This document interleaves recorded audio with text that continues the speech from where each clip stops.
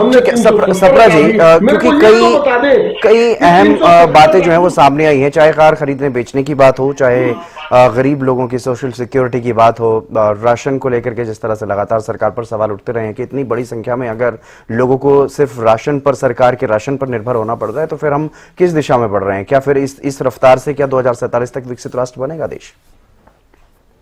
देखो, ये जो बजट है ये पूरे साल का ये लेखा जोखा है आय और व्यय का जी। अब गवर्नमेंट रेवेन्यू जनरेट करती है भाई कहाँ से इनकम हो रही और कहाँ पे इसको हमने खर्च करना है, कहाँ पे इसका आवंटन होना है। आवंटन तो आपने कर दिया, अब आप ये देखो उसका बेस्ट यूज हुआ है या नहीं हुआ। अब आपने प्रधानमंत्री आवास योजना शुरू कर दी जी। अफोर्डेबल गरीबों के लिए है जी। 200 स्क्वायर फीट, 500 स्क्वायर फीट, ये छोटे छोटे दिए जाते हैं उनको रहने के लिए जी। लेता कौन है उसको? पॉलिटिशियंस, उद्योगपति, एक एक व्यक्ति, उनके पास 500 फ्लैट हैं, 200 फ्लैट हैं। मतलब है तो वो गरीबों के लिए अफोर्डेबल, भाई चलो उनको छोटी सी छत मिल जाए। मैं आपके इस चैनल के माध्यम से मोदी साहब के, मैडम वित्त मंत्री के नॉलेज में डालना चाहता हूं। आपने बिल्कुल बढ़िया आवंटन कर दिया, बड़ी योजनाएं बना दी कि आप उसका बेस्ट यूज हुआ। आपने बढ़िया एजुकेशन पे बड़ा अच्छा खर्च कर दिया। आपने टीचर्स भी दे दिए, प्रोफेसर दे दिए जी, प्रोफेसर, डॉक्टर साहब दे दिए। बट आपने यूनिवर्सिटीज को नहीं देखा। जो आपने खेतों में, गली मोहल्लों में यूजीसी से अप्रूव्ड आपने यूनिवर्सिटी बना दी और वो नकली पीएचडी की डिग्री बांट रहे हैं। आजकल हमारे हरियाणा में भी एक मुद्दा उछला हुआ है, एक्सटेंशन लेक्चर्स यहाँ पे लगे हुए हैं 2016। अभी गवर्नमेंट ने जॉब सिक्योरिटी उनको दे दी। अभी 16 जो है 46 तो गेस्ट टीचर और 2016 एक्सटेंशन लेक्चरर्स। अब उनके पास नकली डिग्री है जी, कल अखबारों में सब में छपा हुआ है 2292 टीचर्स की नकली डिग्री पाई गई। बताइए, पीएचडी डॉक्टर साहब है। तो मैं मोदी साहब से, आप व्यवस्था तो सुधारो ना। आपने बहुत बढ़िया बजट बना दिया, बहुत बढ़िया खर्च कर रहे हो आप। हाँ जी, एजुकेशन में खर्च कर रहे हो, हॉस्पिटल्स में खर्च कर रहे हो। आपने कोरोना में देखा, आपने कोरोना में देखा है वहां पे मतलब लोग हवा ढूंढ रहे हैं, ऑक्सीजन ढूंढ रहे हैं, छोटी छोटी मेडिसिन ढूंढ रहे हैं।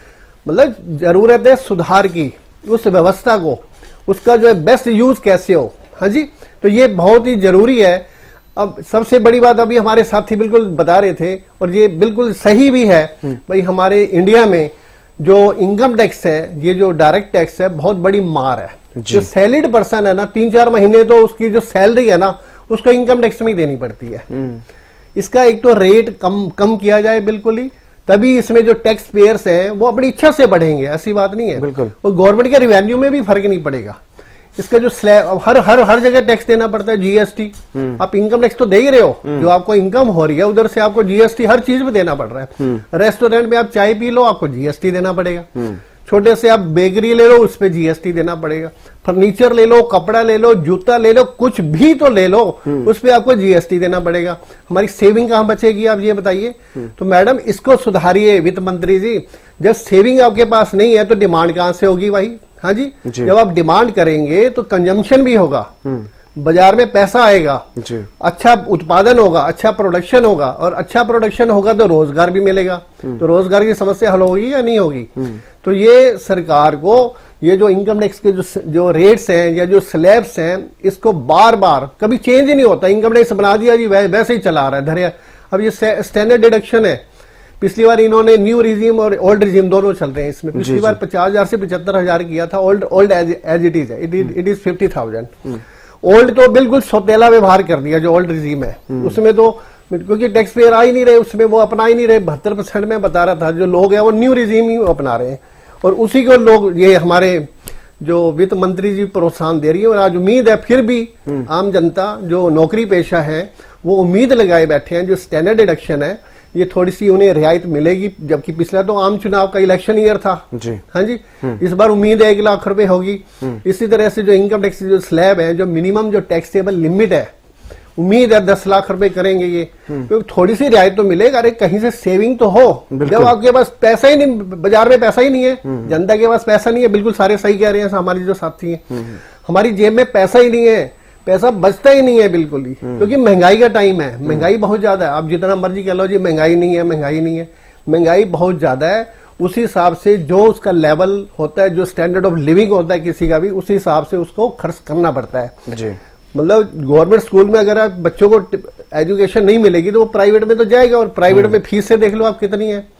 गुड़गांव जैसे शहर में 5-5 लाख रुपए फीस देनी पड़ती है शुरू में। छोटा सा बच्चा जो 2-2.5 साल 3 साल का होता है, 5 लाख रुपए 2-2 लाख रुपए शुरू में देना पड़ता है। मजदूर कहाँ से पढ़ाएगा, रिक्शे वाला कहाँ पढ़ाएगा, छोटा व्यक्ति जो मध्यम वर्गीय है या जो सिंगल अर्निंग पर्सन है वो कहाँ से कमाएगा, बाजार में रोजगार है ही नहीं, बुरा हाल है बिल्कुल ही।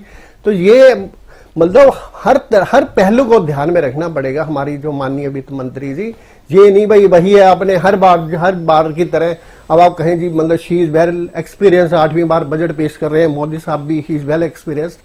तो व्यवस्था तो वैसी की वैसे है, बहुत बड़ी। अब ये भी ठीक है, चलो हमारे वर्ल्ड में एक अच्छी, जबकि पूरी की पूरी मंदी दूसरे देशों में छाई रही, हमारी अर्थव्यवस्था में थोड़ा सा सुधार हुआ है, इसमें कोई दो राय नहीं है। और हमें उम्मीद है जिस तरह से हमारी जो गवर्नमेंट है या जो आम जनता है वो सपने संजोए हुए है विकसित भारत का, उसी हिसाब से उनको ग्रोथ रेट 8% से ऊपर होना चाहिए जी।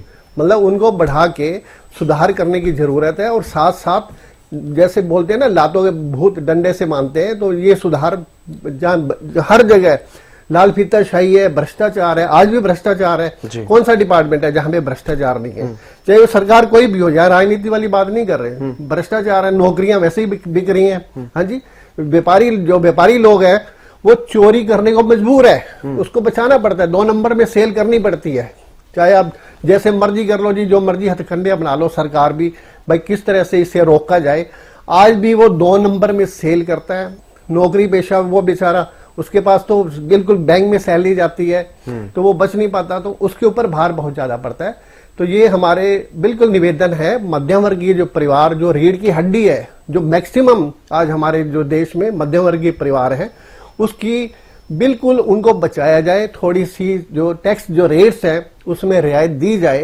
ये हम साथी कह रहे हैं, सिर्फ टैक्स नहीं होता, टैक्स पे सारी चीज प्रभावित होती है। हाँ जी, अगर आप पेट्रोल डीजल अगर एक चीज लेते हैं तो उससे बिल्कुल ही कोई कहे जी मेरे पास तो गाड़ी नहीं है जी, मैं तो पेट्रोल ही नहीं। अगर आप पेट्रोल डीजल सस्ता करते हैं तो हर चीज उससे प्रभावित होती है। आपको सब्जी सस्ती मिलेगी, है जी, आपको कपड़ा सस्ता मिलेगा, आपको क्योंकि ट्रांसपोर्टेशन तो वही की वही है। तो इसलिए आपको हर पहलू को, हर कैटेगरी को माननीय वित्त मंत्री जी को ध्यान में रखना पड़ेगा। अगर आप बिल्कुल सही तरह से अगर आप विकसित सपना आपको दिखाते हैं, ठीक है, थैंक यू। बिल्कुल। तरुण जी टैक्स एक्सपर्ट हमारे साथ लगातार बने हुए हैं। तरुण जी, किस तरह से देखा जाए, क्योंकि टैक्स को लेकर के कोई पहली बार नहीं है जब इस तरह की चर्चा हो रही है कि टैक्स की मार बहुत ज्यादा है। भले ही जब राहत दी जाती है बजट में तो उसके बाद थोड़ी वाहवाही भी होती है, लेकिन उसके बाद फिर से अगले साल वही चीजें देखने को मिलती है कि टैक्स की मार बहुत ज्यादा है। तो क्या वाकई बहुत ज्यादा टैक्स की मार है और कैसे इससे राहत मिल सकती है? क्योंकि हर चीज पर जीएसटी, चाहे खरीद कर बेचें उसके बाद फिर जीएसटी लगती है, और अलग अलग चीजों में डायरेक्ट टैक्स तो है ही, इनकम टैक्स है ही, लेकिन उसके बाद इनडायरेक्ट टैक्स भी बहुत सारे हैं। हितेंद्र जी, मैं इसमें ये कहना चाहूंगा, और क्योंकि इसमें एक बैलेंस बनाने की जरूरत है टैक्सेशन में।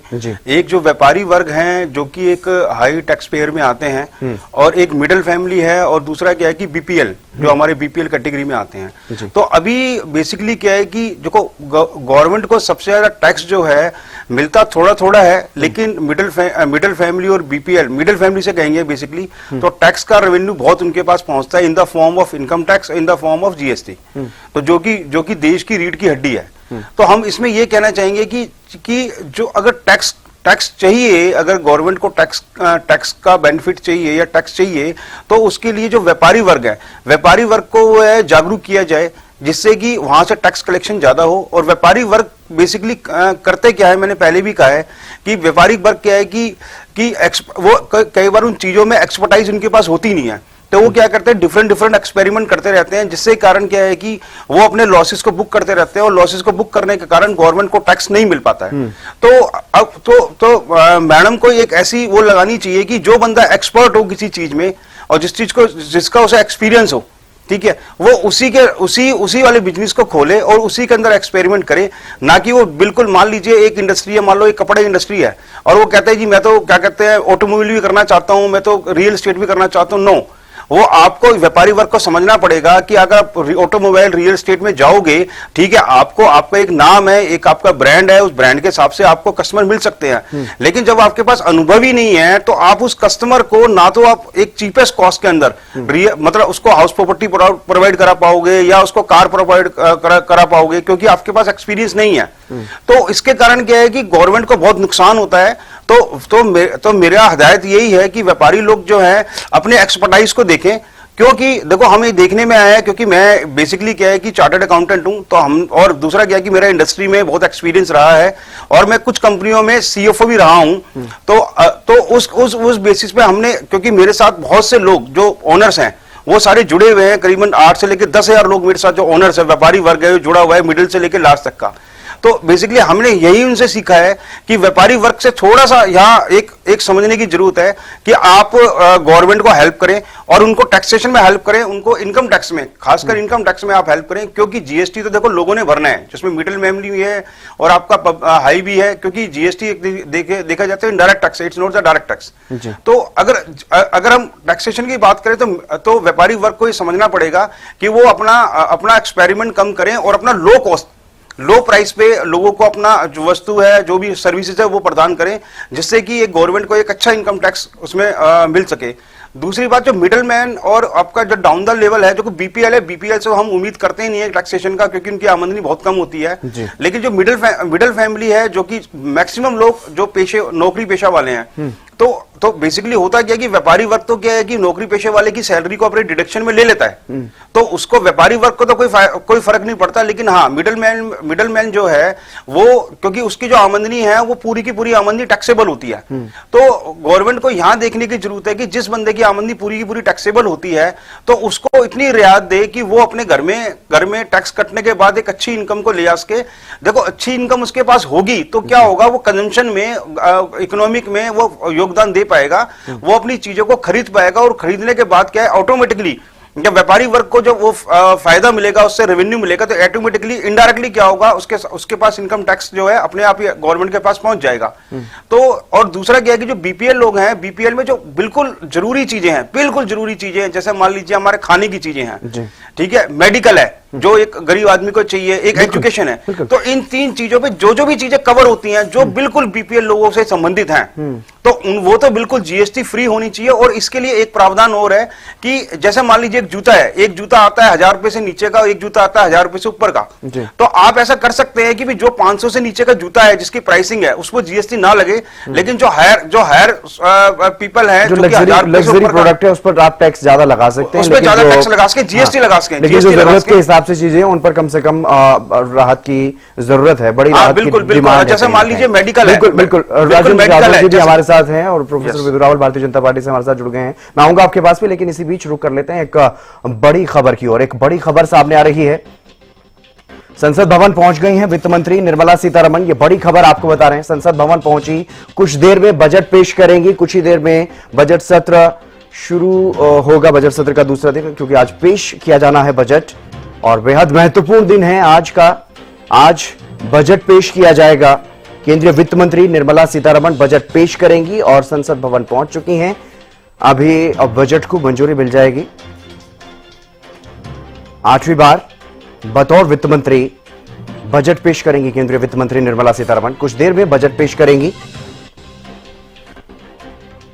8वीं बार बतौर वित्त मंत्री बजट पेश करेंगी निर्मला सीतारमण और संसद भवन पहुंच चुकी हैं केंद्रीय वित्त मंत्री निर्मला सीतारमण।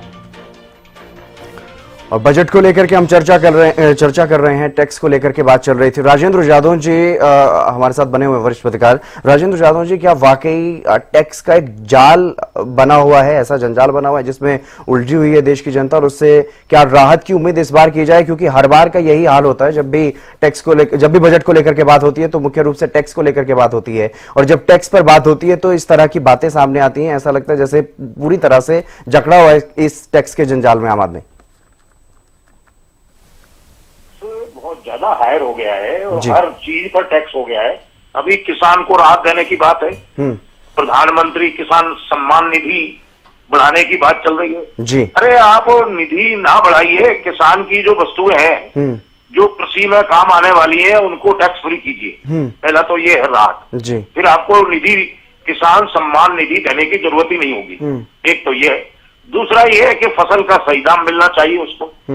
एमएसपी होना चाहिए हर चीज की। मैं तो कहता हूं कि ये जो अभी बाजार में होता है कि सब्जियां आई, सब्जियों का बड़ा बूम आ जाता है, टमाटर, वो गोभी और ये, और फिर वो सस्ते हो जाते हैं। गाजर सस्ती, गाजर जो है बाजार में बिक रही होती है 20 रुपए किलो और किसान को मिल रहा होता है 5 रुपए किलो। तो ये अंतर क्यों है? किसान सम्मान निधि की आपको जरूरत नहीं पड़ी, ये अंतर खत्म कीजिए आप। जी। किसान को जो है उसकी उपज का सही दाम मिलना चाहिए। अब ये है कि बड़ी कंपनियां जिनके पास स्टोरेज फैसिलिटी है, आपने उनको गोदाम बनाने के लिए तमाम रियायतें दे दी, सस्ती जमीन दे रहे हो, सस्ता लोन दे रहे हो, उन्होंने बना ली और स्टोर कर लिया। अब स्टोर कर लिया, किसान से औने पौने दाम में खरीदा और महंगा बेच रहे हो आप बाजार में, जिसमें मध्यम वर्ग पर और आम आदमी पर जबरदस्त मार पड़ रही है। सब्जी मार्केट में इस रीजन में जितनी महंगाई मैंने देखी पहले कभी नहीं देखी। 100 रुपए किलो टमाटर, 125 150, लहसुन बिक रहा है 300 रुपए किलो, अदरक बिक रहा है 300 250 रुपए किलो। ये क्या है? अदरक तो आम आदमी की चीज है, वो अपने सर्दी जुकाम ठीक करता है। तो आप विकसित भारत की संकल्पना को किस तरह से साकार कर रहे हैं, आप उसको किस तरह से धरातल पर ला रहे हैं, देखने की बात है। देखिए, बजट तो एक सपना ही है बस। It should be come true, ये सच्चाई में तब्दील होना चाहिए, होता नहीं है उतना, 100% नहीं होता। ये समझ लीजिए, लोग बड़ी तालियां बजाते हैं, इतना हो गया, इतना एलोन हमने कर दिया, ये कर दिया। आंकड़ा ठीक है कि सरकार वैसे तो कुछ ना कुछ काम करती है अर्थव्यवस्था को बढ़ाने का, लेकिन उसको एक बैलेंस रखने की जरूरत है। आप उसको जो है जीएसटी को 2 कैटेगरी में बांटिए, रिच टैक्स और आम आदमी का टैक्स, जनरल मैन टैक्स। वो जनरल मैन टैक्स की लिमिट क्या होना चाहिए? उसमें जो कई स्लैब है जीएसटी में 12%, 15%, 28% और इस तरह के, तो उसको 5-7% के आसपास ही रखिए आम आदमी की जरूरतों की चीजों का। वो जो है 2 कैटेगरी में बांटेंगे आप, तब ठीक रहेगा। या तो आर्थिक असमानता दूर कर दीजिए आप, इतना समाजवाद ले आइए। देखिए, गरीबी 2 तरह की है, सापेक्ष गरीबी और निरपेक्ष गरीबी। सापेक्ष गरीबी वो है कि आपकी सालाना इनकम 20 लाख रुपए है, मेरी 10 है, तो मैं सापेक्ष गरीबी में गरीबी के हिसाब से आपसे गरीब हूं। और एक है निरपेक्ष गरीबी कि मेरी बुनियादी जरूरतें ही पूरी नहीं हो पा रही, मैं जो है आटा, दाल, नमक, मिर्च, मसाला ही नहीं खरीद पा रहा, मैं जो है अपना पेट भरने का काम ही नहीं कर पा रहा, कपड़ों के इंतजाम नहीं है, रहने के लिए मकान नहीं है, झोपड़ी नहीं बल्कि मैदान में भी जगह नहीं मिल रही। पुलिस वाला आया कि यहाँ क्यों पड़े हुए, चलो यहाँ से, या आवारागर्दी में बंद कर दिया थाने में ले जाके। तो ये सरकार को ये देखने की जरूरत है। हर जगह आधार कार्ड में भी फिर तमाम परिचय पत्र उसके आधार पर। अरे आधार कार्ड अगर है तो सब जगह मान्य होना चाहिए, उसकी मान्यता होनी चाहिए। आज कई जगह तो लोगों को जो मैं देखता हूँ धरातल पर कि रैन बसेरे में उनको जगह नहीं मिलती क्योंकि उनके पास आधार कार्ड नहीं, क्योंकि वहां तो आधार कार्ड देखा जाता है, तो वो रैन बसेरे में भी नहीं सो सकता, तो वो सर्दी में सिकुड़ता रहेगा। कोई चैरिटी संस्थाएं आएंगी, कंबल बांटेंगी, तभी उसका गुजारा होगा। तो सरकार को ये बहुत ड्रास्टिक चेंज लाना चाहिए। ये आंकड़ों का खेल दिखा के हमने ये कर दिया, हमने वो कर दिया, इससे काम नहीं चलने वाला और धरातल पर होता नहीं। और कुछ पावरफुल लोग जो सत्ता के करीब रहते हैं और जो सत्ता को वो लोग बहुत अच्छे भी दिखाई देते हैं, वो जो है तमाम तरह के भ्रष्टाचार और छीना झपटी करके और वो जो है सब हासिल कर लेते हैं। ठीक है विदु रावल जी, आज बजट पेश होने वाला है। केंद्रीय वित्त मंत्री जैसा कि अपने तस्वीरें भी दिखाई और बताया भी कि संसद भवन पहुंच चुकी हैं। कई तरह की उम्मीदें हैं देशवासियों को, कई तरह के सवाल भी उठ रहे हैं, विपक्ष की तरफ से भी सवाल उठाए जा रहे हैं और एक्सपर्ट्स भी इस बात को लेकर के कई तरह की चिंताएं जो है वो जता चुके हैं कि क्या कोई बड़ी राहत इस बार मिलेगी, क्या कोई ऐसा बदलाव आएगा जो वाकई देश को विकसित भारत की तरफ, विकसित भारत की दिशा में आगे बढ़ाएगा तेजी से। मैं ये मानता हूं कि ये बजट जो है वो भारत का जो रोड मैप है विकसित होने की तरफ, उसको ले डाउन करेगा। This will be a budget that will lay down a road map for विकसित भारत थ्रू रोबस्ट इकोनॉमी। किस प्रकार से भारत की आर्थिक जो फंडामेंटल्स है वो बहुत स्ट्रांग है। आज जब पूरी दुनिया के अंदर रिसेशन हम देख रहे हैं, जबरदस्त रिसेशन चल रहा है, यूरोप की जो ग्रोथ रेट है वो 1% तक जाकर गिर चुकी है। यूएस की ग्रोथ रेट जो है 2.3% है। चीन जो हमसे दुगनी ग्रोथ रेट रखता था अब तक, वो अब हमसे आधी ग्रोथ रेट पर है।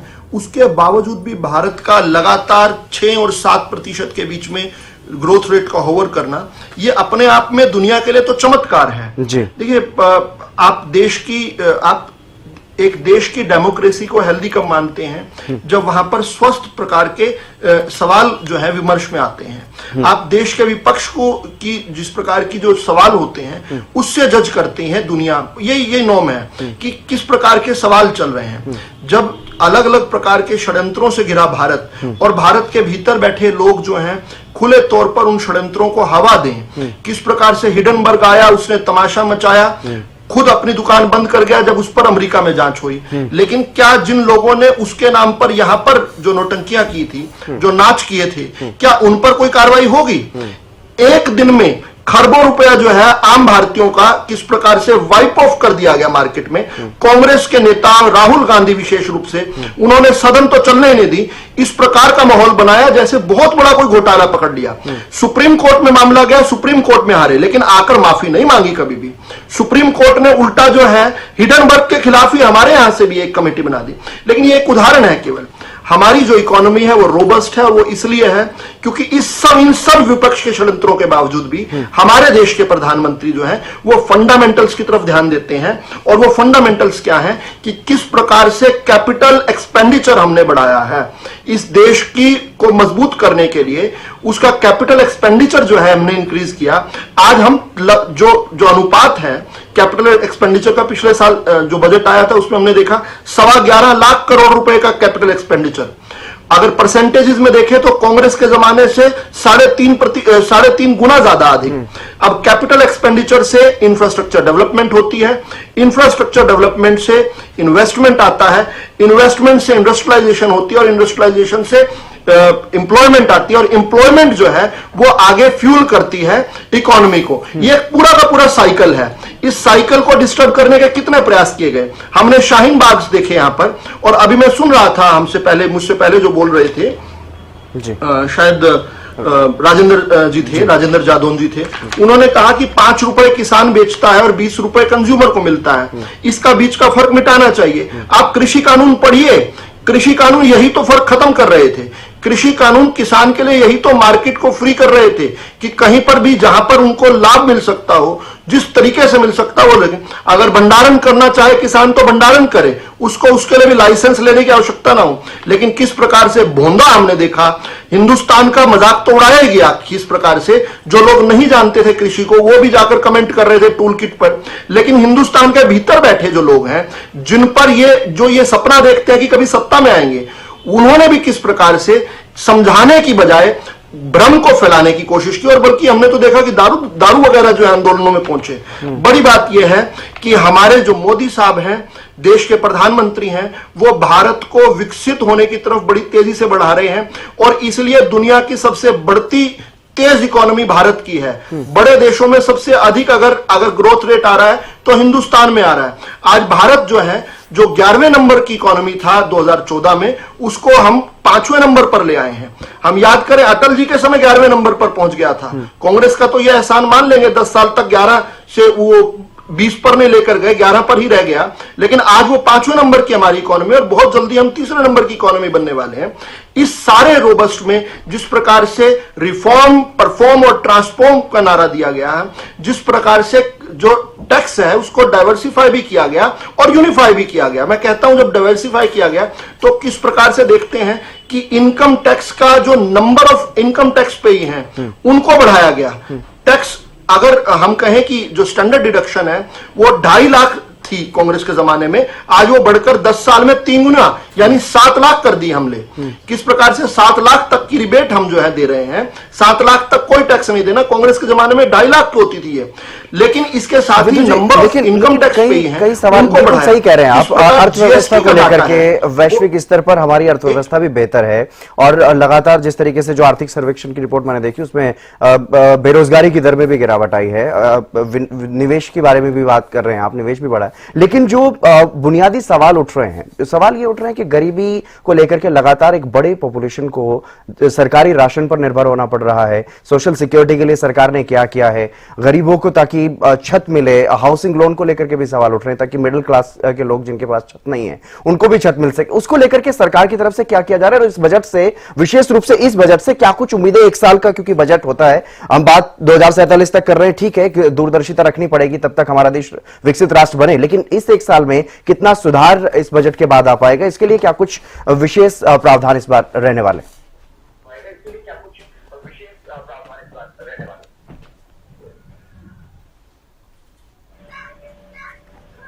था जब कहा जा रहा था कि 2047 तक कौन जिंदा रहेगा, ये अगर मोदी जी सोचते, ये सोच कौन सी है हमारे विपक्षियों की कि अभी सब कुछ खा जाओ, देश को आगे ना बढ़ने दो। ये 2047 तक पूछा जा गया आपके सवाल यहां आपके इसी शो पर कि कौन जिंदा रहेगा, कौन मरेगा, किसकी सत्ता आएगी। मोदी जी ने इसकी चिंता नहीं की। मोदी जी ने एक रोड मैप ले किया जो कि एक देश के मुखिया को, एक परिवार के मुखिया को करना चाहिए। जब ये हम कहते हैं कि 82% जनसंख्या को हम अनाज देते हैं, तो ये हमारी अचीवमेंट है। किस प्रकार से हमारे विपक्षी, जो कि खुद अपने घोषणा पत्र में कहते हैं कि हम दुगना कर देंगे, वो यहां पर डिबेट्स में बैठकर इसका मखौल उड़ाते हैं। उनको मुझे लगता है इकोनॉमिक्स की बेसिक्स नहीं पता। जब हम सोशल सिक्योरिटी की बात करते हैं तो क्या ये सोशल सिक्योरिटी नहीं है कि किसी प्रकार का उनका अप एंड डाउन हो अपने अपने इकोनॉमिक कैरियर में, अपने एम्प्लॉयमेंट कैरियर में, इसके बावजूद भी शाम को जाकर उनको अनाज मिल सकता है। और वो जो दुनिया के सबसे विकसित देश हैं, वो 100% अपनी पॉपुलेशन को, खासतौर पर नॉर्डिक और स्कैंडिनेविया के देश जो हैं, नॉर्वे, स्वीडन, फिनलैंड, डेनमार्क, ये 100% अपनी जनसंख्या को फीड करने की बात करते हैं। इनको नहीं जानकारी। 82% दे रहे हैं क्योंकि दे सकते हैं। कांग्रेस के जमाने में 3-3 बार कोर्टों ने कहा कि ये गरीबों को आप अनाज क्यों नहीं देते, ये सड़ जाता है, और आपके देश के अंदर भुखमरी थी उस समय। हमने किस प्रकार से, एक नहीं अलग अलग सूचांक पे बताऊं तो जो हमारा फाइनेंशियल ईयर 12 में रूरल पॉवर्टी थी, यानी कि ग्रामीण क्षेत्रों में जो गरीबी थी, वो 25.7% थी। वो आज जो है घटकर 4.86% रह गई है। अर्बन जो पॉवर्टी थी, यानी कि शहरी क्षेत्रों में, वो 13.7% थी। यह आरबीआई का डाटा है, और आज वो घटकर 4.09% आ गई। जो ओवरऑल पॉवर्टी है, वो जो 2004-05 में 37.2% थी, वो आज घटकर 4.34% आ गई। हिंदुस्तान में 25 करोड़ लोगों को गरीबी रेखा से ऊपर लेकर आया गया। पहली बार ऐसा हिंदुस्तान के इतिहास में हुआ कि जो एक्सट्रीम पॉवर्टी है वो 1% से नीचे आ गई। ये वर्ल्ड बैंक की रिपोर्ट कहती है। जहां तक सोशल सिक्योरिटी की बात है, तो हम राशन के लिए किसी को तंग नहीं होना पड़ेगा। किसी दिन उसकी नौकरी है, उसकी दिहाड़ी लगी, किसी अनऑर्गेनाइज सेक्टर में अगर कोई काम कर रहा है, शाम को आकर यह नहीं देखना पड़ेगा कि उसको उसका चूल्हा कैसे जले। ये हमने दे दिया। इसके अलावा किस प्रकार 38 करोड़ आयुष्मान कार्ड जो है डिस्ट्रीब्यूट हो चुके हैं, जिसमें हमने कहा कि आप अगर बीमार होता है हिंदुस्तान का गरीब, तो उसको दर दर की ठोकरें नहीं खानी पड़ेंगी, उसको ये नहीं देखना पड़ेगा कहां। दुनिया का सबसे बड़ी हेल्थ इंफ्रास्ट्रक्चर जो है हमने खड़ा किया, और साथ साथ हेल्थ इंश्योरेंस स्कीम लेकर आए। दुनिया के देशों की, बहुत सारे देशों की, केवल 2 देशों की जो जनसंख्या है वो 38 करोड़ है। हम 38 करोड़ आयुष्मान कार्ड दे चुके। किस प्रकार से आपने कहा सर पर छत की बात, तो 4 करोड़ देशवासियों को किस प्रकार से पक्के मकान दिए गए, और इसमें भी विमेन लेड डेवलपमेंट, महिलाओं को उनके उन मकानों की चाबी दी गई, उनको स्वामित्व का अधिकार दिया गया। हिंदुस्तान में कभी ऐसा 4 करोड़ नहीं हुआ था। हमने देखा कि हमारे देश के अंदर किस प्रकार से हवाई चप्पल पहनने वाले को हवाई जहाज के लिए सहूलियत हो, और हवाई जहाज में वो ट्रेवल कर पाए। ये एक स्वप्न को हम पूरा होते देख रहे हैं। आज जब हम देखते हैं कि हमारा मॉडर्न रेलवे इंफ्रास्ट्रक्चर है, जब हम देखते हैं हमारे देश में एयरपोर्ट्स जो हैं वो 74 से बढ़कर 150 हो गए, किस प्रकार की इंप्लॉयमेंट जनरेशन इस सब के लिए हुई होगी, किस प्रकार से कंज्यूमरेबिलिटी को हमने जो है टारगेट किया होगा, ये सहज कल्पना, ये डायरेक्ट इंप्लॉयमेंट है। और केवल इतनी बात कहकर अपनी बात पूरी करता हूं कि आज भारत जो है वो दुनिया के अंदर तीसरा सबसे बड़ा इकोसिस्टम दे रहा है स्टार्टअप्स का। हमारे गरीब परिवारों के बच्चे निकलकर स्टार्टअप कर एम्प्लॉयमेंट जनरेटर बन रहे हैं। आज हम जब आंकड़े की बात करें सीधी तौर पर, तो पीरियोडिक लेबर फोर्स सर्वे ये कहता है कि हम लोगों ने पिछले केवल 5 सालों में 15,500 करोड़ जो है, जो पीरियोडिक लेबर सर्वे रिकॉर्ड कहता है, 15.25 करोड़ जो है जॉब्स हमने ऑर्गेनाइज सेक्टर में डेवलप किए हैं। किस प्रकार से स्किल और एजुकेशन के बीच का डेफिसिट कम कर कर, दोनों का अंतर कम कर कर हम लोगों के जीवन में ईज ऑफ लिविंग लेकर आ रहे हैं, और ईज ऑफ डूइंग बिजनेस में हमने किस प्रकार 89 सूचांक बढ़ाकर हम भारत को आगे बढ़ा रहे हैं। मुस्कुराता हुआ भारत है, हमारे विपक्ष को नहीं दिख रहा है क्योंकि वो सदमे में है। दिनेश जी, और सदमा तो है मुझे भी कि इस प्रकार से कांग्रेस वाले जो है वो बेरोजगार हैं, लेकिन जब वो ये कहते हैं, मैं अंतिम बात कह रहा हूं हितेंद्र जी, बात पूरी कर रहा हूं। एक आपके यहां पर एक और बात की गई, मंत्र उच्चारण से और राम मंदिर बनने से विकसित हो जाएगा भारत। ये जो मंत्र उच्चारण के प्रति आपकी नफरत है ना, ये भारत को विकसित नहीं कर रही है। आप किस प्रकार से सफाई के अंदर जो है नाच नचाया करते थे करोड़ों रुपए के पब्लिक मनी को लेकर, किस प्रकार से हिंदुस्तान में फर्जी आंदोलन खड़ा करके गलत एटमॉस्फेयर बनाते हैं, उससे विकसित नहीं होगा। जहां तक रही मंत्र उच्चारण की बात, तो आज भारत की सॉफ्ट पावर बन रहा है। हम अरबों खरबों रुपए जो हैं अपने कल्चरल टूरिज्म से बढ़ा रहे हैं। जिस स्टैच्यू ऑफ यूनिटी का आप सवाल खड़ा करते थे, जिस राम मंदिर का करते थे, वो अपनी लागत की कॉस्ट से ऊपर अचीव कर चुके हैं। आप आंखें खोलिए और ये नफरत हिंदुओं के प्रति बंद कीजिए, क्योंकि ये नफरत दिखती है जब आप ये कहते हैं। आपके लगभग तमाम सवालों का जवाब उन्होंने दिया है और बताया भी है, आंकड़े भी दिए हैं, और ये भी बताया कि किस तरह से गरीबी खत्म करने पर काम सरकार कर रही है। सोशल सिक्योरिटी को लेकर के सरकार पहले से ही सजग है और उसको लगातार आगे बढ़ाया जा रहा है।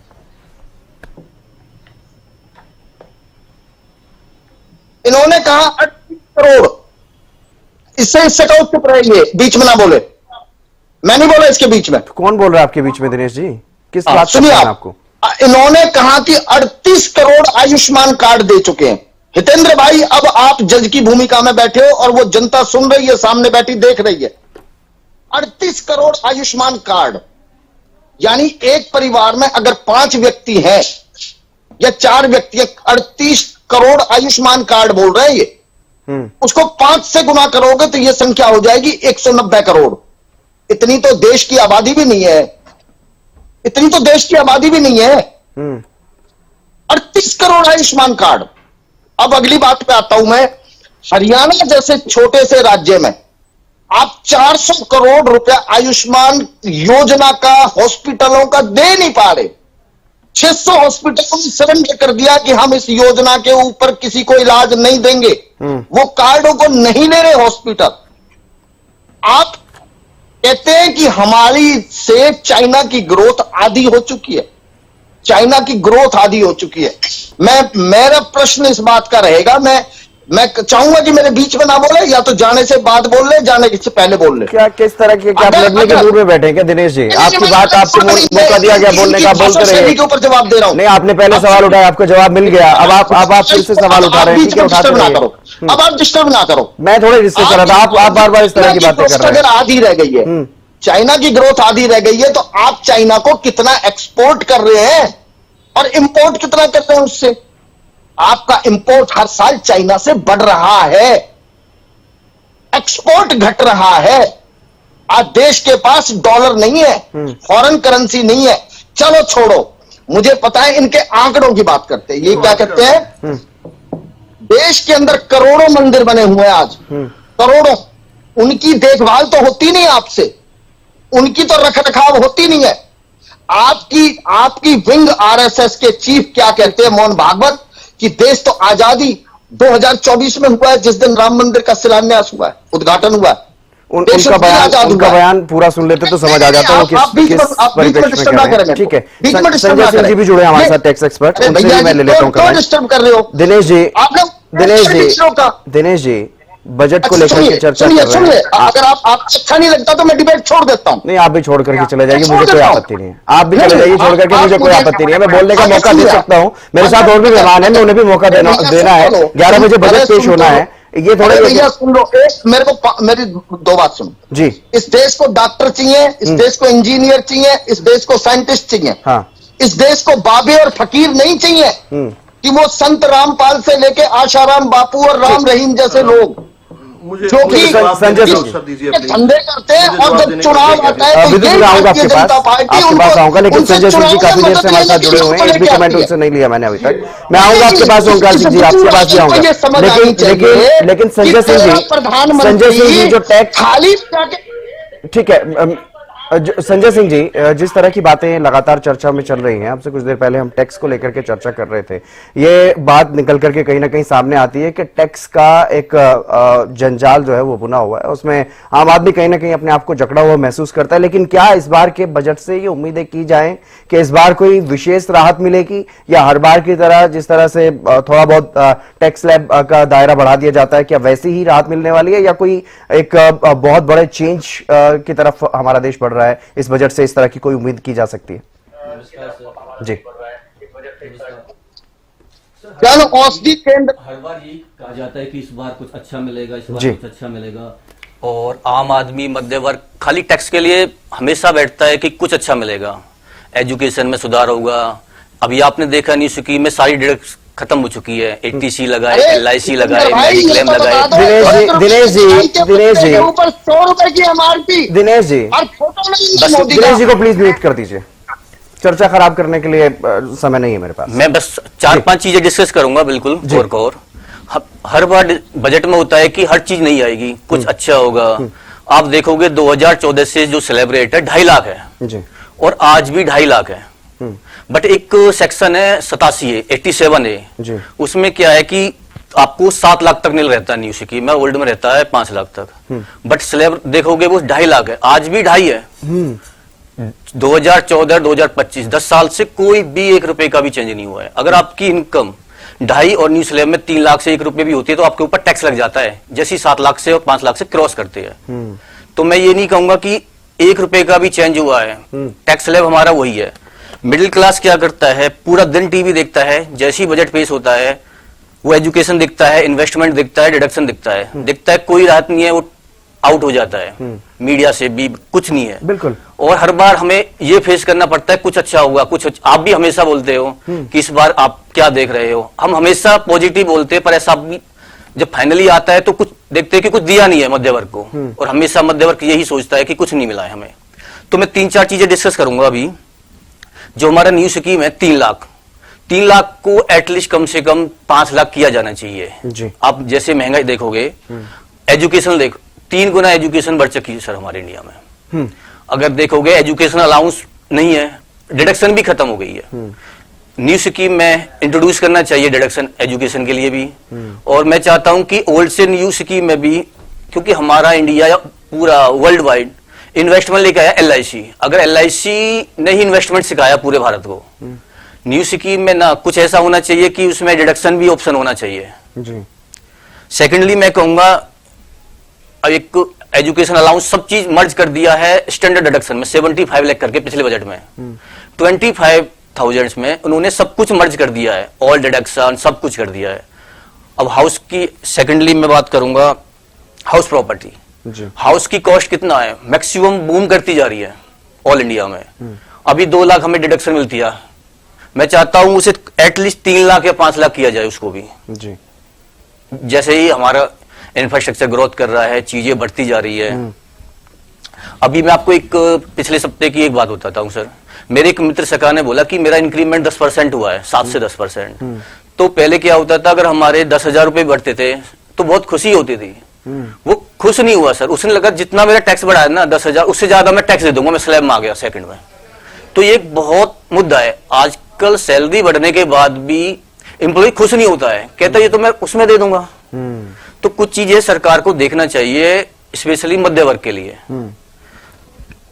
तो ये चीजें हैं सर। बिल्कुल बिल्कुल। सप्रा जी, किस तरह से देखा जाए, क्योंकि लगातार जिस तरह की बातें सामने आ रही हैं उससे कहीं ना कहीं ऐसा ही लग रहा है अभी तक कि जिस पिछले अगर बजट की बात की जाए, जो बजट पेश हुए, कि वैसा ही कुछ इस बार भी रहने वाला है। लेकिन जिस तरह से आप भी जिक्र कर रहे थे कि हम जब पूरे विश्व में मंदी का दौर चल रहा है, उस दौरान हमारी जो आर्थिक स्थिति है वो काफी बेहतर रही है, मजबूत स्थिति में हम रहे, तो क्या उसका फायदा देश की जनता को इस बजट से मिलेगा? इस तरह की कोई उम्मीद की जा सकती है कि कोई बड़ा चेंज जिसकी डिमांड पिछले काफी समय से है कहीं ना कहीं देश की जनता को, और खासतौर पर मिडिल क्लास के लोगों को, जिस तरह से प्रधानमंत्री मोदी एक संकेत देते हुए नजर आए? बड़ा अच्छा लगा सुनने में कि महालक्ष्मी विशेष कृपा बनाई रखे गरीबों पर, मध्यम वर्ग के लोगों पर। लेकिन क्या ऐसी कोई उम्मीद की जा सकती है कि कोई बहुत बड़ा फायदा इस बार हो सकता है? बिल्कुल। कल अभी मैंने बताया भाई जो कल जो भाषण था, जी। चाहे मैडम वित्त मंत्री जी का था, नरेंद्र मोदी जी ने दिया, या मैडम हमारे राष्ट्रपति जी ने दिया, उन्होंने मध्यम वर्गीय उस पर जोर दिया, उन्होंने शब्द यूज किया बार बार। और आज हमारे 60 से 70 करोड़ लोग हमारे इंडिया में वो मध्यम वर्गीय परिवार से आते हैं, 60 से 70 करोड़ लोग। तो मध्यम वर्गीय बिल्कुल उसको फोकस उम्मीद है इसमें मिलेगा। और साथ ही साथ अब ये जो कॉरपोरेट सेक्टर है, इसका पिछले 4 साल में जो प्रॉफिट हुआ है ना, वो 20 से 25% उसका इंक्रीज हुआ है कॉरपोरेट जगत। परंतु जो सैलरी जो बढ़ाई है ना उन्होंने, जो सैलरीड पर्सन है, उसमें जो इंक्रीज हुआ इट इज 5% नियरली। मतलब इसका मतलब सारा का सारा जो प्रॉफिट है वो कॉरपोरेट सेक्टर को जा रहा है। सैलरीड पर्सन तो बेचारा वैसे का वैसे है, जो मध्यम वर्गीय परिवार है वो तो वैसे का वैसे है, वो वैसे का वैसे ही पिसा हुआ है इनकम टैक्स के चक्कर में। बिल्कुल अभी हमारे साथी सीए बैठे एक्सपर्ट, मतलब जो इनकम टैक्स जो स्लैब्स हैं, इसके जो इनकम टैक्स के जो स्लैब्स हैं, they are as it is, there is no change at all. पिछले 5 सालों से 25,000 रुपए बढ़ा दिया, उधर से डिडक्शन हटा दी, बाद में वैसे की वैसे आ जाती है। अगर आप कैलकुलेशन करेंगे ना, 2-4 हजार रुपए का फर्क होता है। ओल्ड रिजीम तो इसलिए लोगों ने छोड़ ही दिया, न्यू रिजीम अपना रखा है।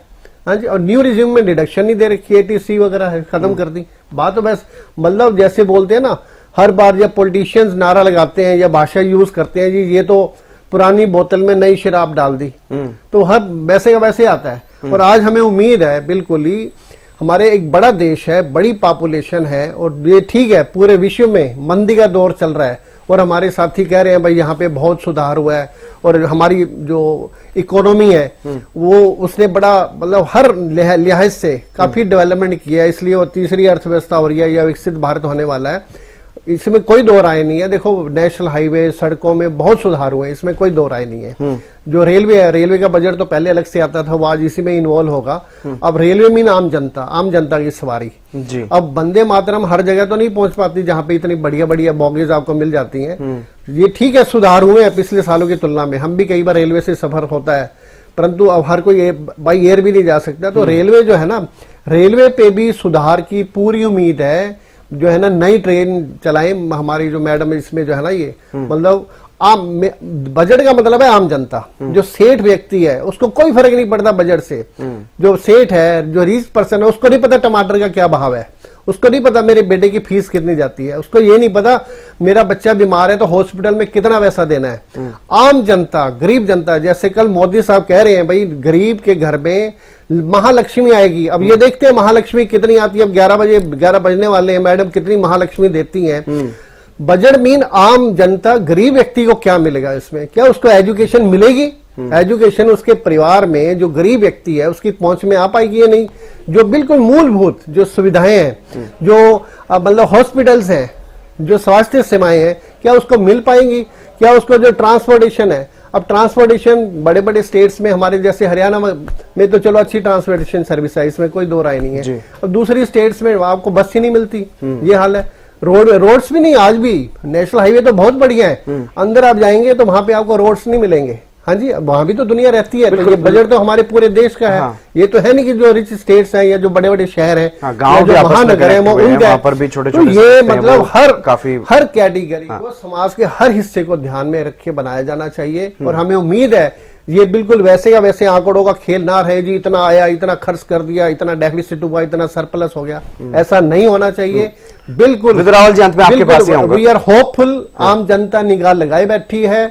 थोड़ी सी देर में हमें उम्मीद है मैडम से जो पिटारा खोलेंगी तो हर किसी को वो हलवा मिलेगा। हर किसी के लिए बजट, मतलब हर श्रेणी के लिए। और सबसे बड़ी बात है जो गरीब, जो मध्यम वर्गीय, जो मतलब उसको जो सुख सुविधाएं हैं, जो आम सुविधाएं हैं, उसके बच्चों के लिए वो उसको मिलनी चाहिए। बस यही हमारा उनसे ओंकार जी।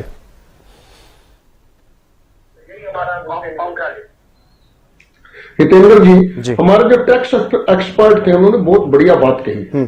उन्होंने निचोड़ निकाल दिया कि कितने परसेंट बजट, कितने परसेंट स्टैंडर्ड डिडक्शन, जिसको विदु रावल जी स्टैंडर्ड डिडक्शन कह रहे थे। और जिस व्यक्ति को तो ये ही नहीं पता कि स्टैंडर्ड डिडक्शन क्या होती है और टैक्स लिमिट क्या होती है, वो स्टैंडर्ड डिडक्शन कह रहा है 2.5 लाख से बढ़ाकर 7.5 लाख कर दी। मैं तो इतना कहना चाहूंगा, हमारे टैक्स एक्सपर्ट ने बहुत बढ़िया कहा कि 2.5 लाख की 2.5 लाख है 2014 से। हाँ, दूसरी जो डिडक्शन थी LIC की, हाउस रेंट की और हाउस के ऊपर जो इंटरेस्ट की, वो सारी खत्म कर दी इन्होंने। आज एक गरीब व्यक्ति को बजट से कोई मतलब नहीं है। उसको ये मतलब है कि उसकी रोटी कैसे चलेगी, उसके घर का राशन, उसके घर का चूल्हा कैसे चलेगा, बच्चों की फीस कहां से आएगी। ऐसी व्यवस्था क्यों नहीं करते। हमारा देश युवा देश है, सबसे ज्यादा युवा है हमारे देश में। मैं पहले भी कह चुका हूं कि क्यों नहीं हम इतने डॉक्टर पैदा कर देते कि पूरे विश्व में हर दूसरा बच्चा, हर दूसरा डॉक्टर हमारे भारत का हो। क्यों IIM और एम्स क्यों नहीं बनाते, क्या रुकावट है। आज भी 1 करोड़ रुपए डोनेशन है मेडिकल की शिक्षा के लिए। कहां से देगा एक दिहाड़ीदार बंदा 1 करोड़ रुपए डोनेशन। अगर इसीलिए हमारे देश के साथ दूसरे देशों में कई बार मुसीबत में भी फंस जाते हैं। बनने के लिए 1 करोड़ रुपए कौन लेके आएगा, कहां से लेके आएगा। बिल्कुल। राजेंद्र यादव जी, हाँ जल्दी से पूरी कीजिए जी। एक बात इन्होंने कहा था 1 नेशन 1 टैक्स लगाएंगे। 1 मिनट रविंद्र जी जल्दी से पूरा कीजिए। 1 नेशन 1 टैक्स की बात की गई थी। हाँ। आज सिर्फ अगर टोल टैक्स देखें तो गाड़ी GT रोड पर चढ़ते ही टोल टैक्स शुरू हो जाता है। 3 रुपए किलोमीटर, 3 रुपए किलोमीटर टोल टैक्स पड़ता है। आप कैलकुलेट करके देख लेना। इन्होंने इकोनॉमी का सत्यानाश करके रख दिया। आज अगर इकोनॉमी को सही करना चाहते हैं तो गरीब व्यक्ति को बताइए उसका बच्चा कैसे IIT में जा सकता है, कैसे एम्स में जा सकता है, कैसे IIM में जा सकता है। इनको सिर्फ अपने राम मंदिर, सेक्शन 370 इन्हीं के ऊपर घेर कर दुनिया को बर्बाद कर दिया। आज हम ये नहीं कहते, हम भी मानते हैं राम मंदिर को, लेकिन उसके साथ साथ हमारी विकास की गति बताइए। हमारे बच्चे शिक्षा कैसे प्राप्त करेंगे ये बताइए। ठीक है राजेंद्र यादव जी, तमाम सवाल उठ रहे हैं, तमाम तरह की बातें कही जा रही हैं। एक तरफ सरकार ये कहती है कि वो चीजें इकोनॉमी को और ज्यादा बूस्ट करती हैं, ग्रोथ बढ़ती है उन चीजों से, लेकिन जो दूसरी तरफ सरकार ये भी कहती है कि गरीबी में अब बहुत कम लोग गरीबी में रह गए हैं और बहुत बड़ी संख्या को गरीबी रेखा से बाहर निकालने का काम सरकार ने किया है। लेकिन क्या वाकई वैसी स्थिति है कि एक मिडिल क्लास परिवार का या जो गरीबी रेखा से निकले हुए जो लोग हैं वो अच्छी शिक्षा प्राप्त कर सकते हैं, उनके बच्चे अच्छा स्वास्थ्य सुविधाएं वो ले सकते हैं? नहीं, देखिए ऐसा है कि थोड़ा सा अर्थव्यवस्था में संतुलन लाने की जरूरत है जी। आप हर क्षेत्र को प्राइवेट सेक्टर के हवाले कर देंगे ना तो फिर मनमानी होगी, शोषण होगा और ऊंचे दरों पर सेवाएं मिलेंगी। अभी जो है शिक्षा के क्षेत्र में भी यही हो रहा है कि निजी क्षेत्र बहुत लगातार तेजी से बढ़ता जा रहा है। वहां जो निजी स्कूल है, कॉलेज है और यूनिवर्सिटीज है, उनमें बड़ी ऊंची फीस है। तो बड़ा मुश्किल हो रहा है एजुकेशन लेना। मतलब आप क्या चाहते हैं, अगर दीर्घ काल में यही पॉलिसी, यही नीतियां बनी रही तो उच्च शिक्षा से तो वंचित हो ही जाएंगे। ये कि जहां आप जो है शिक्षा के अधिकार नियमों के तहत जहां जो है कमजोर वर्ग को आप निःशुल्क शिक्षा का इंतजाम करते हैं, आप अनाज फ्री दे रहे हैं, 5 किलो राशन दे रहे हैं। देखिए अभी तक तो जो 2011 की जनगणना और थोड़ा सा अनुमान बनाकर करीब 155-56 करोड़ के आसपास देश की आबादी, उसके करीब आधी आबादी को तो आप मुफ्त अनाज दे रहे हैं। तो अब देखिए ना, आपका जो 25 करोड़ लोग हमने गरीबी रेखा से ऊपर कर लिए, वो ठीक है और आपके आंकड़े का स्वागत है। मैं तो किसी आंकड़े का खंडन करना ही नहीं चाहता, लेकिन दरअसल पर क्या है, क्योंकि आप 80 करोड़ लोगों को 5 किलो अनाज मुफ्त दे रहे हैं, कभी कोई तेल सरसों का दे रहे हैं, उसका एक अलग तर्क सरकार की तरफ से दिया जा रहा है। विदु रावल जी उसको भी एक अलग तर्क दे रहे हैं कि हम उनको उनकी स्थिति ताकि ऐसी हो वो दूसरी चीजों में अपना खर्च कर सकें, इस तरह की बातें उनकी तरफ से कही जा रही है। लेकिन मैं चर्चा में आगे बढ़ूंगा, विदु रावल जी आपके पास आऊंगा, जवाब भी लूंगा, लेकिन उससे पहले कैबिनेट मंत्री राजनाथ सिंह और गजेंद्र सिंह शेखावत का बयान सामने आया बजट को लेकर के, वो सुनवा देते हैं। कंटिन्यूटी में होगा और देश के कल्याण के लिए, गरीब के कल्याण के लिए और देश को विकसित बनाने के संकल्प की दिशा में एक नया और मजबूत कदम होगा। विपक्ष कह रहा है कि बजट से इनइक्वालिटी बढ़ेगी। चलिए, चुनाव है बजट में, अभी बिना बजट आए उनको पता लग गया नंबर, ये तो बड़ा आश्चर्य की बात है। मध्यम वर्ग को राहत दी जाएगी, अगर दी जाएगी तो चलिए अभी देखते हैं ना, थोड़ा इंतजार करिए, सब्र का फल मीठा होगा। पेश होगा बजट, मध्यम वर्ग को फायदा मिलेगा, सभी समाज के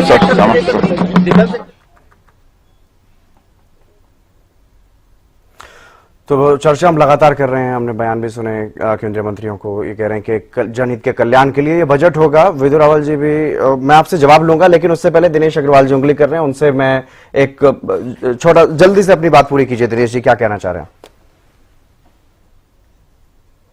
3 सेकंड जी, मैं आपसे पूछ रहा हूं, मुझे कितने सेकंड मिलेंगे और बाद में विधु रावल को कितने मिलेंगे? सर ये बता दो। आप विपक्ष में हैं, आपको जो सवाल उठाना है जब तक आप सही तरीके से उठाएंगे आप उठाइए, लेकिन विधु रावल जी क्योंकि सत्ता में हैं, उनकी सरकार है, उनको बजट पेश करना है, उनकी जवाबदेही है, उनको ऑब्वियसली अगर उनका जवाब सही तरीके से बन गए, हाँ?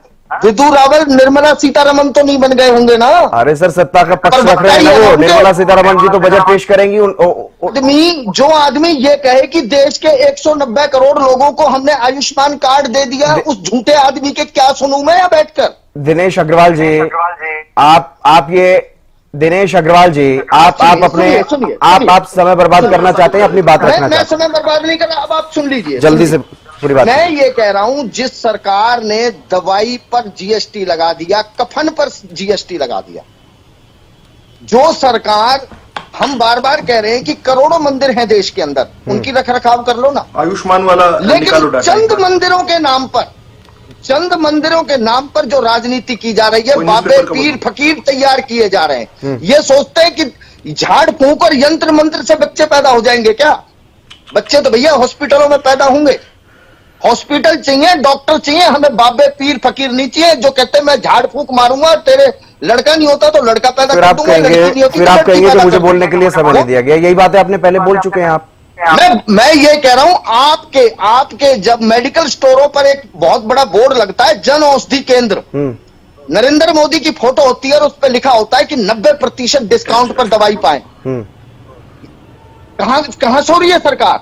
1 रुपए की दवाई के पत्ते पे आप 100 रुपए की एमआरपी लिख रहे हैं, आपका कंट्रोल कहां गया? आप लूट लो किसी को कितने भी पैसे लेकर।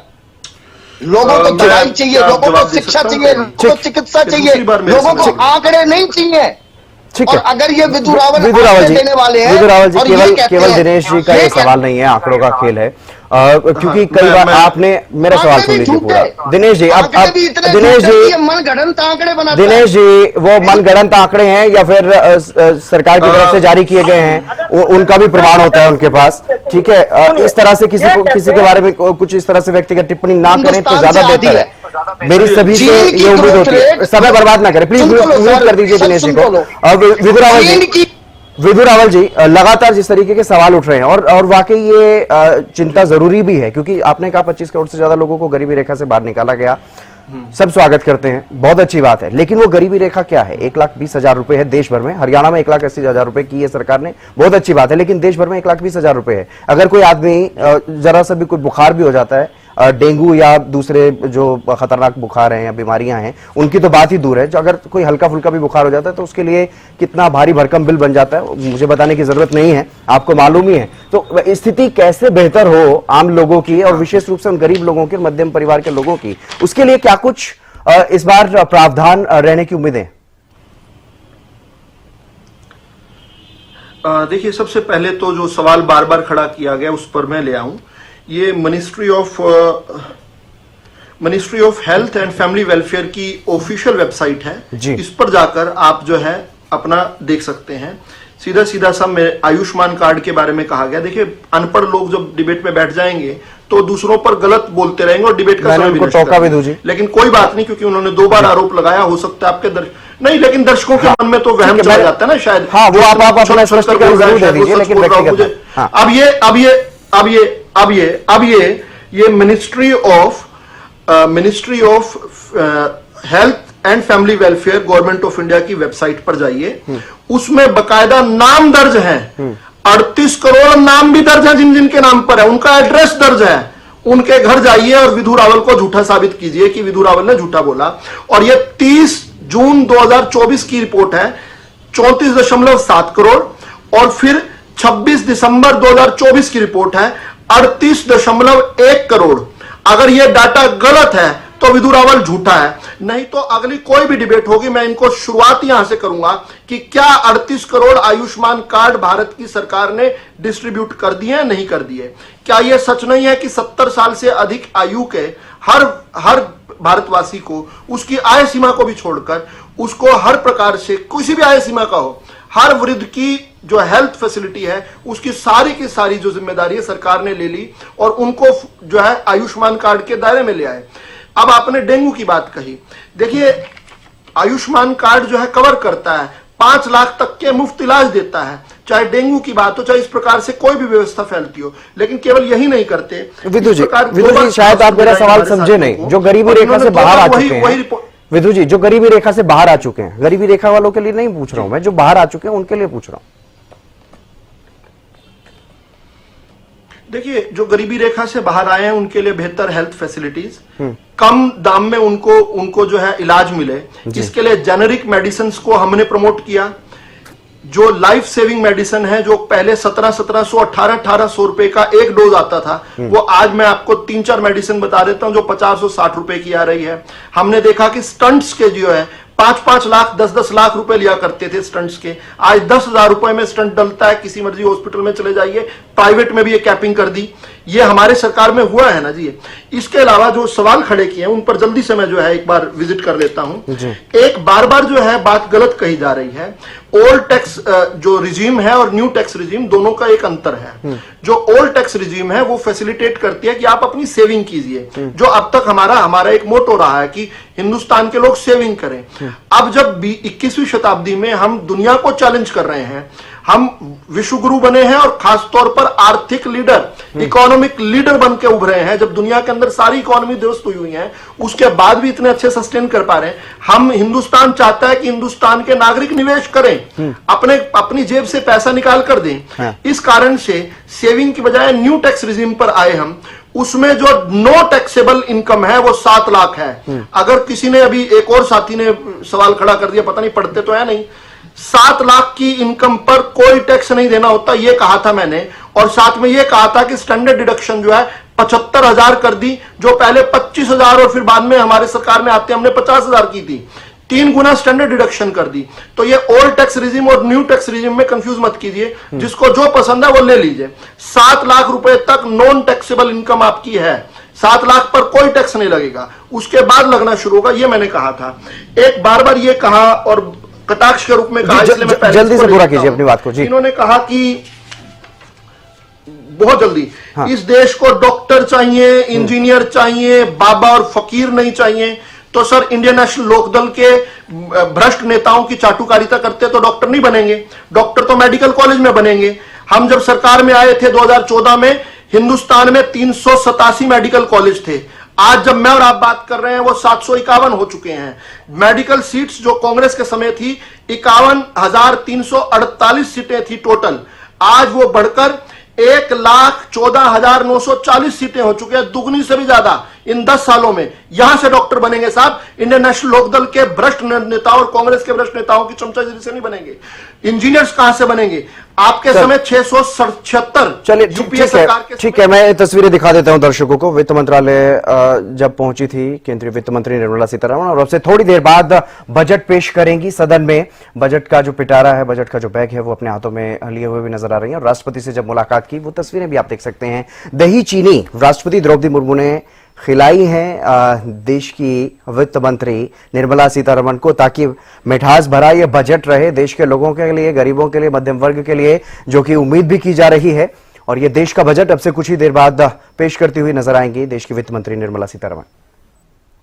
पूरा दुनिया में मुश्किल हालात में भी भारत का अर्थव्यवस्था बिल्कुल संभलते हुए आगे तेजी से बढ़ रही है, तो ये देख रहा है। तो आज निर्मला सीतारमण जी का भी एक रिकॉर्ड नंबर्स ऑफ बजट फिर से पेश होगी, तो मैं मानता हूं कि एक अच्छा माहौल में बजट आएंगे। हम सब इंतजार है और अभी बजट पेश होने वाले हैं, तो हम लोग सब पार्लियामेंट जा रहे हैं।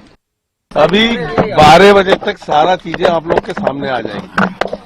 सर बजट को लेकर आप लोगों की काफी लंबी मीटिंग्स वगैरह भी हुई है, बहुत सारी तैयारी है। क्या आम जनता के लिए क्या कुछ नया होने वाला है? क्या ध्यान रखिए, 12 बजे तक सब खबर आपको मिल जाएगी। तो तमाम जो नेता हैं, सांसद हैं, वो पहुंच रहे हैं सदन में, क्योंकि आज का दिन बेहद महत्वपूर्ण है और मोदी सरकार 3.0 का ये पहला पूर्ण बजट होगा। इससे पहले इंतरिम बजट जरूर पेश किया गया था, लेकिन अब पूरा बजट जो है वो पेश किया जाना है और उसके लिए विशेष रूप से तमाम जो तस्वीरें हैं वो भी आप देख सकते हैं, तैयारियां पूरी कर ली गई हैं। और अब कुछ ही देर बाद जब सदन की कार्यवाही शुरू होगी तो ये बजट भी सदन में पेश किया जाएगा केंद्रीय वित्त मंत्री की तरफ से। विदुर रावल जी बात कर रहे थे न्यू टैक्स रिजिम और ओल्ड टैक्स रिजिम को लेकर के, उसको लेकर के क्योंकि सवाल उठाए थे संजय सिंह जी ने कि उसमें कहीं ना कहीं समस्याएं हैं। लेकिन संजय सिंह जी, जिस तरीके से बताया गया कि 7 लाख रुपए तक की इनकम पर तो टैक्स है ही नहीं, तो उससे कहीं ना कहीं पहले ही फायदा उन लोगों को मिल चुका है। नहीं सर, मेरे साथी जी ने कहा है कि 7 जी लाख तक। विदुर जी, आऊंगा मैं आपके पास। जी, मेरे साथी ने भी कहा है 7 लाख तक इनकम फ्री है। सर मैंने भी कहा है 7 लाख तक कोई टैक्स नहीं लगता है। जैसे 7 लाख से 1 रुपए हो जाता है तो वो 2.5 लाख रुपए हो जाती है। फिर अगर रिवर्स कैलकुलेशन करोगे 7 लाख यानी कि जो स्लैब है, आपने स्लैब को लेकर के सवाल उठाया कि 2.5 लाख से स्लैब शुरू हो जाता है, उसमें कहीं ना कहीं दायरा बढ़ाने की जरूरत है। अभी मेरे साथी ने बोला है कि 7 लाख तक हमारी फ्री है, तो 7 लाख ही मैंने बोला 7 लाख तक फ्री है। जैसे ही मैं 7 लाख 1 रुपए पे पहुंचता हूं तो मैं 2.5 लाख फ्री है। अब मैं 7 लाख बोलूंगा 2.5 लाख बोलूंगा, तो मेरे साथी जी बताएंगे क्या मैं बोलूंगा सर। जी सेकंड, हाँ जी विदुर रावल मैं एक बार जवाब दे देता हूं। जी, देखिए, एक और झूठ बोला गया था कि अचानक से पता नहीं कहां से पढ़कर आते हैं, ये बोल दिया कि हिंदुस्तान के देश में डॉलर नहीं है, और ये भी कहा देश में पैसे नहीं है। साहब बिल्कुल उल्टा कह रहे हैं। हिंदुस्तान में इतना फॉरेन रिजर्व, फॉरेक्स रिजर्व जिसको बोलते हैं, एक बार पढ़ लीजिए प्लीज, पढ़कर आया कीजिए डिबेट में, हंसी उड़ती है, आपके मीम्स बनते हैं। विदु जी, जिनको आप जवाब दे रहे हैं, जब हम आए थे सत्ता में, शायद जिनको आप जवाब दे रहे हैं वो नहीं है चर्चा में, जो सवाल मैं जवाब दे रहा हूं। मैं क्योंकि जी ना हो सुनो हितेंद्र जी, एक भ्रम फैलाया गया आपकी चर्चा में, मुझे उसको क्लियर करने दीजिए प्लीज। 303.7 बिलियन डॉलर थे हिंदुस्तान का फॉरेक्स रिजर्व जो है 2014 में, जब हम सत्ता में आए थे। आज वो बढ़कर 704.885 बिलियन जो है सितंबर 2024 में हो गए थे, दुगने से भी अधिक। हिंदुस्तान के पास इतना डॉलर कभी नहीं था, और अब कब, जब हम अपनी ट्रेडिंग जो है ज्यादातर रुपए में कर रहे हैं, तेल खरीदने हैं तो रुपए में खरीदने, डॉलर को छोड़ दिया, उसमें भी किस प्रकार से ज्यादातर हो रही है। यह कहा कि इकोनॉमी को सत्यानाश कर दिया। अरे साहब, जिस दुनिया की सबसे तेज बढ़ने वाली इकोनॉमी, जिसका सबसे दुनिया में कम महंगाई दर हो, जिसके अंदर सबसे ज्यादा फॉरेन रिजर्व्स हो, जो सबसे बड़ा बजट साइज हो, जब सत्ता में आए थे तब 17 लाख करोड़ का बजट पेश किया हुआ था। आज 50 लाख करोड़ रुपए का बजट जो है करीब करीब निर्मला सीतारमण जी पेश करने वाली हैं। कृपा कीजिए करके, आप जो आपके घर का सत्यानाश, आपकी पार्टियों का सत्यानाश हुआ है, उसको हिंदुस्तान के सत्यानाश से कंफ्यूज मत कीजिए। आपका सत्यानाश हुआ है और तभी भारत ग्रो कर पाया। सीधे सीधे से मैं न्यू टैक्स रिजिम पर आ जाऊं तो जो मंशा है सरकार की, वो ये मंशा है कि किस प्रकार से लोग जो है पैसे को स्पेंड करें। चलिए, बहुत शुक्रिया आप सभी मेहमानों का। सदन की कार्यवाही शुरू हो चुकी है, सीधे रुक कर लेते हैं सदन की।